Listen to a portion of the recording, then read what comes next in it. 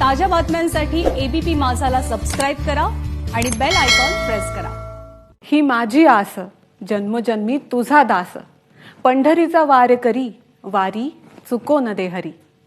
नमस्कार, मी वेदश्री ताम्हणे। माझा विठ्ठल माझी वारी या खास कार्यक्रमात तुमचं स्वागत। वारकऱ्यांची एकच आस असते, भगवंताकडे एकच मागणं असतं, आमची वारी चुकू नको देऊस। यावर्षी मात्र साऱ्यांचाच नाईलाज झालाय आणि वारकऱ्यांना प्रत्यक्ष वारीत सहभागी होता आलं नाहीये। असं असलं तरी एबीपी माझाच्या माध्यमातून या वारीचा घर बसल्या जिवंत अनुभव देण्याचा प्रयत्न आम्ही करतोय। आता आपण याच वारीच्या अखेरच्या टप्प्यात आलो आहोत। पंढरीच्या वेशीवर म्हणजेच वाखरी गावात ज्ञानोबा आणि तुकोबांच्या पालखीचा रिंगण सोहळा पार पडतो। भव्य अशा मैदानावर लाखो वारकऱ्यांच्या उपस्थितीत रंगणारं हे रिंगण कसं असतं पाहूयात। वारकऱ्यांच्या आनंदाचं उधाण आता परमोच्च बिंदूला पोहोचलेलं आहे। आळंदीवरनं निघालेला पालखी सोहळा आज त्याच्या अखेरच्या मुक्कामासाठी वाखरी येथे पोहोचणार आहे। आज सकाळी भंडीशेगाववरनं पालखी सोहळा निघतो आणि त्यानंतर माऊलींच्या पालखी सोहळ्यातलं सर्वात मोठं आणि सर्वात शेवटचं रिंगण ज्याला मानलं जातं गोल रिंगण, ते बाजीरावच्या विहीर या परिसरात हे गोल रिंगण असतं। याच मैदानावर हे गोल रिंगण असतं। कट्ट्यावर माऊलींच्या पादुका आणि पालखी ठेवली जाते आणि या भोवती हे गोल रिंगण होतं आणि या रिंगणानंतर माऊलींचा पालखी सोहळा वाखरीच्या अंतिम मुक्कामासाठी जात असतो। या पालखी सोहळ्याचे मानकरी ज्ञानेश्वर महाराज जळगावकर आपल्यासोबत आहेत। माऊली, काय महत्त्व आहे, काय परंपरा आहे या शेवटच्या रिंगणाची? वास्तविक बघायला गेलं ज्ञानेश्वर महाराज पालखी सोहळ्यांच्या वाटचालीतला आजचा हा शेवटचा मुक्काम। भंडीशेगाववरून उठल्यानंतर वाखरीला मुक्कामाला ज्ञानेश्वर महाराज जातात, दुसऱ्या दिवशी पंढरीमध्ये प्रवेश करतात। हे करत असताना भंडीशेगाववरून निघाल्यानंतर टप्प्याच्या ठिकाणी सोपान काकाची आणि ज्ञानेश्वर महाराजांची भेट होती। दोन बंधूंची भेटीचा सोहळा, आवर्णनीय सोहळा झाल्यानंतर ज्यावेळेस वाखरीला ज्ञानेश्वर महाराज जातात त्यावेळेस या तळाच्या पलीकडच्या बाजूला त्या ठिकाणी पहिल्यांदा उभे रिंगण होते आणि त्याच्यानंतर सोहळा हा शेवटचं रिंगण, कारण वाटचालीमध्ये 4 गोल रिंगणं आणि 3 उभी रिंगणं होत असतात। त्यातलं सर्वात मोठं हे असलेलं रिंगण सोहळ्याची ही जागा।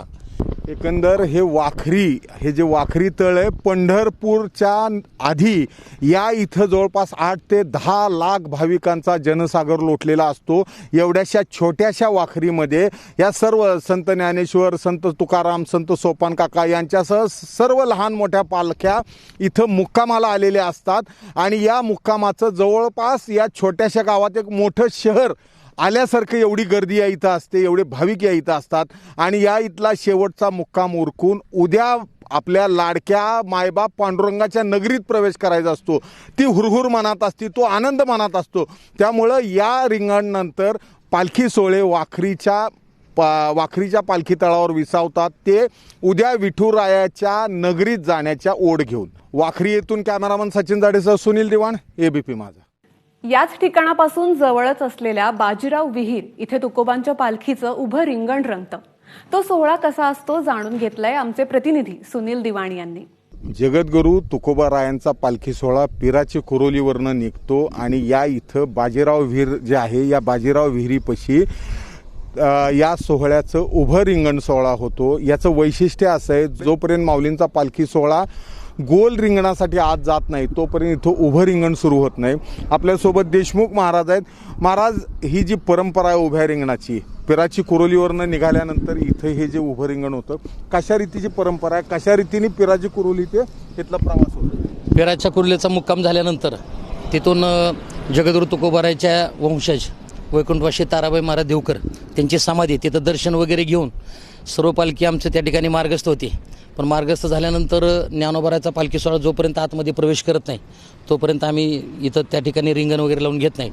मग हे जे उभं रिंगण आहे, या रिंगणाकरता चौबदार येतात आणि आल्यानंतर पूर्ण त्या ठिकाणी आदेश वगैरे दिले जातात टाळकऱ्यांना सर्वांना। त्या ठिकाणी मृदंगाचार्य असतील, गायनाचार्य असतील, टाळकरी असतील, ते सर्व असं उभं रिंगण त्या ठिकाणी चौबदार लावून घेतात आणि लावल्यानंतर त्या ठिकाणी तो जो आनंद आहे तो आनंद मात्र आंधळ्याशी डोळे पांगोळ्याशी पाय तुका म्हणे वृद्ध होती तरणी रे, हा आनंद त्या ठिकाणी असतो ह्या रिंगणाचा।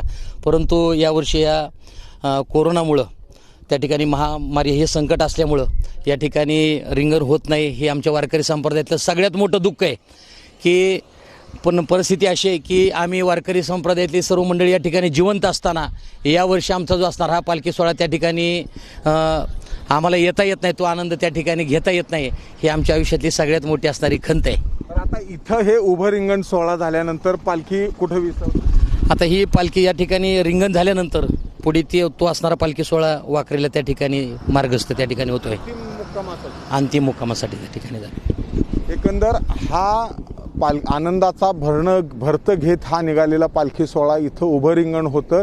त्याच वेळेला पलीकडं माऊलींचं गोल रिंगण सोहळा चालू असतो आणि ह्या उभा रिंगणानंतर पालखी सोहळे वाखरीच्या पालखी तळावर जाऊन विसावतात.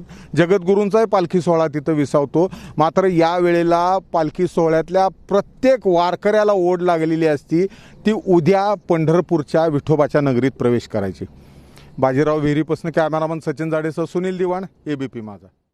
यंदा प्रत्यक्ष जरी वारी नसली तरी वारकऱ्यांच्या मनामनात हा सोहळा सुरूच आहे.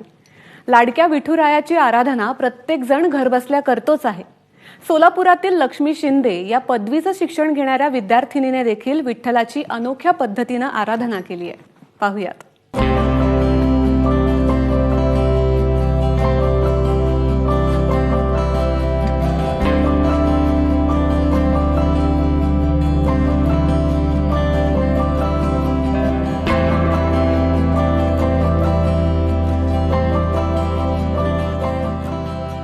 दरवर्षी लाखो भाविक जे आहेत ते विठ्ठलाच्या दर्शनाला वारीच्या निमित्तानं जात असतात. मात्र यंदा कोरोनाचं संकट देशावरच नाही तर संपूर्ण जगावरती आहे. त्यामुळे महाराष्ट्रातील जे किंवा देशातील जे भाविक आहेत, विठ्ठल भक्त आहेत, त्यांना यंदाची वारी जशी दरवर्षी करतो तशा पद्धतीनं करता येत नाही आहे. त्यामुळे वारकरी जे आहेत ते घरातच राहून आपल्या आपल्या पद्धतीनं विठ्ठलाची भक्ती करतायत. एक अशीच विठ्ठलाची भक्त जी आहे, एक वारकरी जी आहे ते आपल्यासोबत आहेत, लक्ष्मी शिंदे. लक्ष्मी शिंदेला आधीपासून आपण ओळखतो, कारण एक वेगळी कलाकार, स्वतःच्या कधीही दिव्यांगतेची कधीही काळजी न करता त्याच्यावर मात करत ती आपली कला असेल किंवा आपला अभ्यास असेल ती पुढे करत असलेली आहे. आणि अनोख्या पद्धतीनं विठ्ठलाची आराधना जी आहे ती करते कलेच्या माध्यमातून, आणि ती विठ्ठलाला प्रार्थना करते. काय प्रार्थना करते लक्ष्मीकडनं जाणून घेऊयात. लक्ष्मी, खरं देशावरती कोरोनाचं संकट आहे, काय प्रार्थना करते आणि कशा पद्धतीचं चित्र रेखाटते? नमस्कार, माझं लक्ष्मी शिंदे आहे. मी सोलापूरमध्ये राहते आणि मला जन्मता दोन्ही हात नाही आहेत. मी पायाने लिहिते. आता BAचे लास्ट इयरला आहे आणि मी MPSCची तयारी करते, महाराष्ट्र पब्लिक सर्व्हिसची तयारी करते. आणि मला ड्रॉइंगची पण आवड आहे. यावर्षी कोरोनाच्या संकटमुळे आपण वारी एकादशी साजरी करू शकत नाही, तर मी माझ्या कलेच्या माध्यमातून मी विठ्ठला प्रार्थना करते की विठ्ठला सर्वांना कोरोनाच्या संकटातून मुक्त कर. मी ही विनंती करते. दरवर्षी एकादशी साजरी केली जाते, पण यावर्षी कोरोनाच्या संकटामुळे थोडी सायलेंट आहे, तर मी देवाला हीच प्रार्थना करते की या सर्वांना कोरोनाच्या संकटातून मुक्त कर, हेच म्हणायचंय मला. खरं तू आपल्या पायाचं साधारण तू पायातून हे करते, कला रेखाटते. कशा पद्धतीनं चित्र सगळं करतेस? आधी कधी चित्र रेखाटलेलं आहे का? कशी कला कशी जोपासतेस तू? मला तर मी लहानपणापासून खूप लेट लिहायला शिकले आणि म्हणजे मला दुसऱ्यांकडे बघून असं वाटायचं की नाही हे करू शकतो तर आपण का नाही करू शकत, सारखं मनामध्ये विचारायचा. मी द सिक्रेट बुक वाचलेलं होतं, त्यामध्ये मी 8वी का 9वीला असताना वाचलेलं होतं द सिक्रेट. त्यामध्ये फक्त एवढं वाचलं होतं की जसा आपण विचार करतो, जसे आपले सवय तसं आपण घडतो. तर मला असं जाणवायला लागले की जसं आपण विचार करत जातो तसंच आपल्या लाईफमध्ये घडतं. माझ्या लाईफमध्ये खूप वेळा असं घडलेलं आहे. तर मला वाटलं ना की मला ड्रॉइंग काढायचे, माझ्या डोक्यात आलं तर मी ड्रॉइंग काढू शकते. तर असं मी 8वी पासून काढायला लागले. 8वी 9वी 10वी मला असं आवड निर्माण झाली ड्रॉइंगची. त्याच अभ्यास देखील करते मी, पण त्याबरोबर काहीतरी हॉबीज असायला पाहिजे. त्यामुळे मी ड्रॉइंग देखील काढते, पण टाइम मिळत नसल्यामुळे थोडाफार अधूनमधून काढत असते. सकारात्मक विचार केल्यानं सकारात्मक बदल होतात असा लक्ष्मी संदेश देते. खरं तर कोरोनामुळं अनेक जगावरती संपूर्ण संकट आलेलं आहे. मात्र जर सकारात्मक पद्धतीनं घेतलं, स्वतःची काळजी घेतली आणि तिच्या पद्धतीनं प्रार्थना करते की विठ्ठला सर्वांना कोरोनाच्या संकटातून मुक्त कर, ही प्रार्थना करते. आपणही प्रार्थना करूयात की देशावर नाही तर जगावर आलेलं हे संकट लवकरात दूर व्हावं. वारकरी जे आहेत ते आपल्या आपल्या पद्धतीनं आपली आराधना करतायत, भक्ती करतायत, विठ्ठलाचरणी प्रार्थना करतायत. शेवटी सगळेजण हेच म्हणतायत की माझा विठ्ठल आहे आणि ही वारी माझ्या पद्धतीनं साजरी केली जाते. कॅमेरामॅन अयूब कागदीसह आफताब शेख, एबीपी माझा, सोलापूर. वारीच्या या सगळ्या सोहळ्यात मुक्कामाच्या ठिकाणी होणाऱ्या कीर्तनात वारकरी अक्षरशः न्हाऊन निघतात.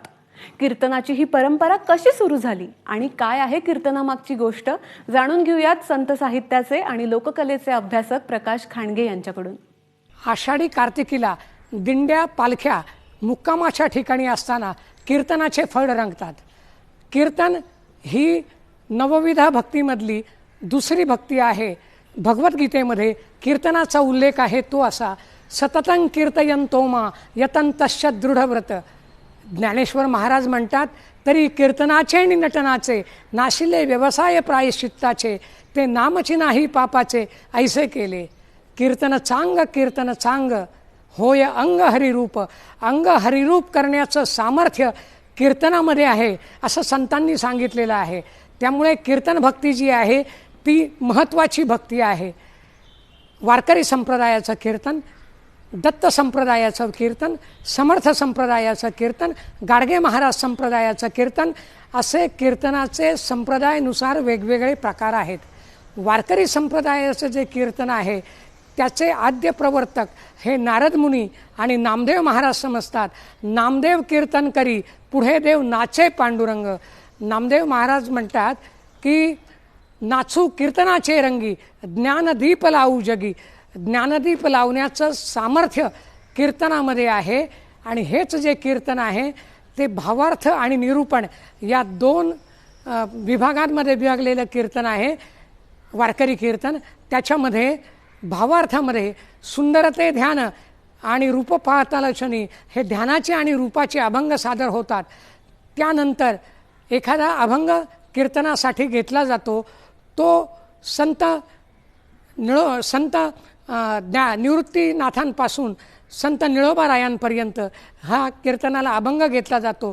केवळ संतांचेच अभंग कीर्तनात घेतले जातात. अन्य कुठलंही स्वरचित पद हे कीर्तनामध्ये म्हटलं जात नाही.